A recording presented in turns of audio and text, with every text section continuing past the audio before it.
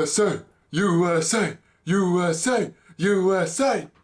Okay, so maybe that was a little bit of a corny way to start this video, but I love watching Americans win medals. I especially love watching Americans win gold medals.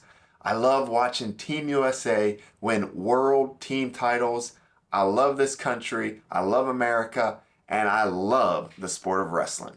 We had one heck of a World Championships for men's freestyle these past few days.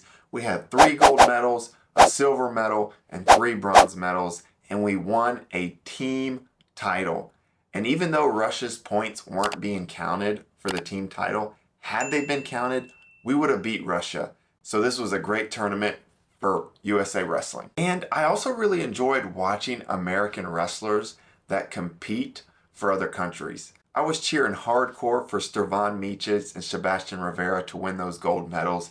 I really enjoyed watching these guys compete for Puerto Rico and Serbia. All right, so let's just go through the weight by weight of the World Championships. 57 kilograms. Obviously a little disappointed with the results here. You thought after seeing Zane Richards beat Thomas Gilman in 2 matches that he could potentially do something here, but you know what? It's the World Championships. Everyone is good. So it just didn't go his way this time. 61 kilograms. Loved this bracket. Loved Vito winning a world title. Vito has had one heck of a year in 2023. He started off this year in March. He was seeded 3rd at the national tournament at the NCAA championship. And he wasn't expected to win. He wasn't even expected to make the finals. He makes the finals, he beats Roman Bravo Young, he blows through the US Open, he sweeps Nahshon Garrett in 2 matches at Final X, and then he just cruises through the World Championships. I mean, there really wasn't a super close match. I know the finals was 10-9, but in my opinion, there were a few bad calls that I think went in favor of the Russian. There was an exchange on the edge of the mat. I thought it should have been 2-2. I thought Vito should have had exposure. I thought it was his move, but Vito didn't get any points there. And the Koshinen one at the end of the match was pretty pitiful. So I see the match kind of as like 10-5. Vito, in my opinion, really controlled that match. And the Russian he beat, Magomedov, is really, really good. He's the Russian who beat Dayton Fix in the World Finals a couple years ago. And so what I'm wondering now, is Vito Arujau the favorite to go down to 57 kilograms next year and win the Olympic spot? Is he the favorite? Is he the favorite over Spencer Lee, Nick Suriano, and some of these other guys?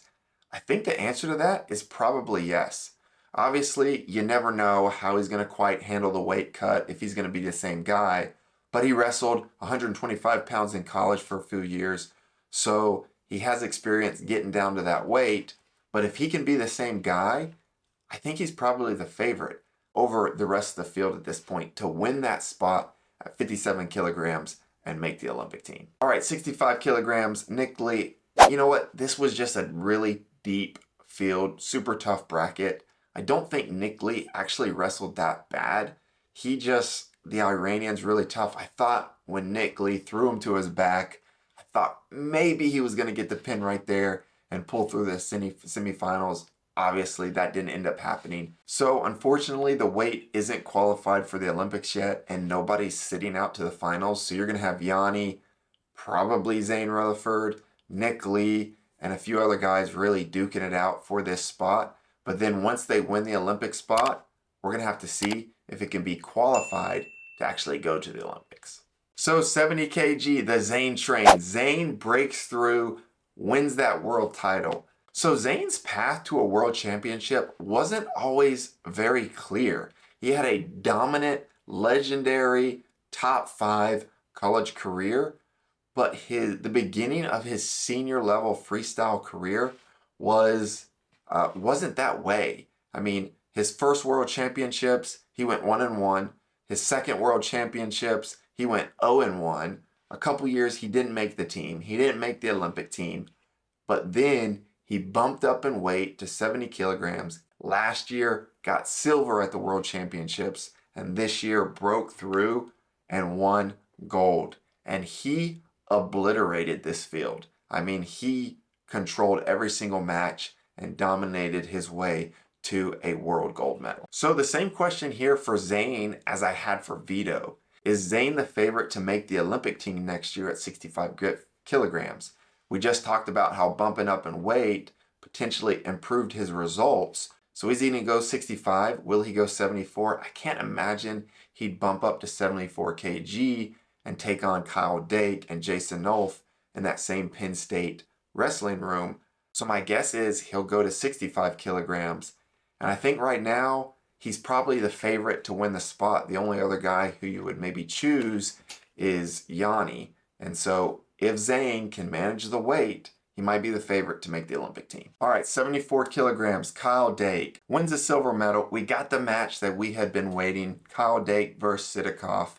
And the chest wrap just wasn't working for Kyle Dake in the same way, or rather, Sidakov was just getting in super, super deep on Kyle's legs, and the chest wrap wasn't as effective.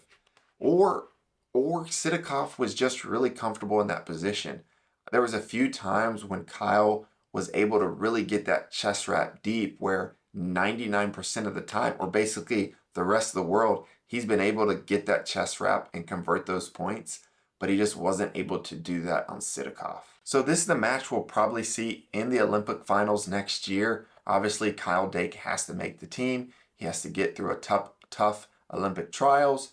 But I think if we see this rematch at the Olympic Games next year, I think Kyle can flip the script on Sidakov and get the win.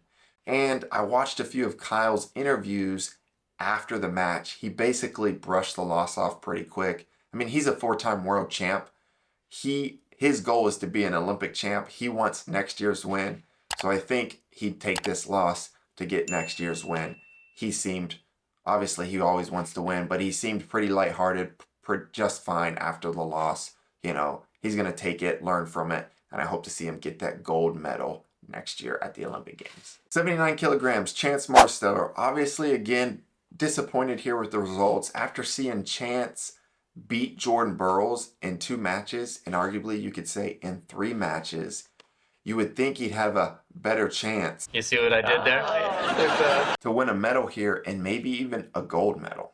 But like I said before, it's the World Championships, so everyone's good here and it just didn't go his way. I will say it was weird watching the World Championships without Jordan Burroughs there. He has been a staple in the American lineup for over a decade, and so kind of strange. You can always look forward to the day, okay, Jordan Burroughs is coming up on the second day. We can expect a gold medal, at the very least, a medal of some sort, and it was just weird not having it this time around. 86 kilograms, David Taylor. Right now, I think David Taylor is the pound for pound best wrestler in the world, and I really don't think you could make an argument otherwise. At this point, we just had the World Championships, so you only have 10 options for the best wrestlers in the world right now, because everyone else lost. You can't do Sadulayev. He lost or got injured, but he was losing. And so I think it's got to be David Taylor, pound for pound, best in the world right now, winning another world title, his 3rd world title. And if you include his Olympic medal, he's got 4 world and Olympic gold medals. And the fact that he had to beat Yazdani Charati in each one of these occasions to get these medals makes the feat even that much more impressive. Because Yazdani is clearly head over heels better than everyone else in the field. I mean, he beats everyone else, no problem. He always makes the finals opposite of David Taylor. But David Taylor is clearly better than Yazdani. I mean, he's beat him 5 out of the 6 times they wrestled. And so that just goes to show how good David Taylor is. Because with no David Taylor, Yazdani is probably a 2-time Olympic champ and a 7-time world champ. You're getting to a level of one of the greatest ever, but because of David Taylor, that's not happening. You now have David Taylor winning those world and Olympic medals instead. All right, 92 kgs, Zahid Valencia gets a bronze medal. I honestly think if you wrestle this bracket 10 times, I think Zahid wins, gets the gold medal, maybe 3. I think he gets it 3 times. He's close. He was close to winning a gold medal. I could see him wrestling this bracket and getting that gold medal in the future. So was happy to see him get a world medal. He has a super bright future at 86 kgs or 92 kgs, and he's going to be winning a lot of world medals in the future. All right, so 97 kilograms, Kyle Snyder. So again, not a lot to say here. I mean, when I watched him lose in the quarterfinals, I was somewhat speechless. I was like, what the heck just happened? Kyle Snyder did not just lose. But then the guy he lost to went on to go beat Sadulayev, maybe the greatest wrestler of all time, and win the world title. So then I didn't feel as bad. And then Kyle Snyder just goes on and gets a bronze medal. So it seems like there is a new guy, a new contender that is going to be competing with Kyle Snyder and Sadulayev for gold medals in the future. So it should make the weight class a lot more interesting. Hopefully Kyle Snyder can close the gap. I'm sure he'll be able to and get back on top of the podium. And that takes us to 125 kilograms. Mason Parris, a little bit like Zahid Valencia. He was right there, not maybe to win a gold, but to make the finals. I think he's a little bit still has a little bit of work to do to catch Zare of Iran. But there was a time when nobody was beating Taha Agul of Turkey and Gino Petrasvili. I may mispronounce some names. I'm not the best at that. Of Georgia. There was a time when nobody was beating those two guys, and Mason Parris was right there to beat Gino Petrasvili of Georgia. I mean, he was very close. So Mason, he's going to continue to get better. He has a super bright future. He'll sit into the Olympic finals to potentially make the Olympic team next year. He's going to be winning a lot of world medals and hopefully world golds in the future. And it's guys like Zahid Valencia and Mason Parris make me really excited about the future of USA Wrestling. After next year's Olympics, we're going to have guys like David Taylor, Kyle Day, Jordan Burroughs, maybe some others retire and potentially move on to other things. But there are plenty of athletes that won't be. Mason Parris isn't going anywhere. Zahid's not going anywhere. Zane Relaford's not going anywhere. Vito's not going anywhere. Aaron Brooks is still going to be around.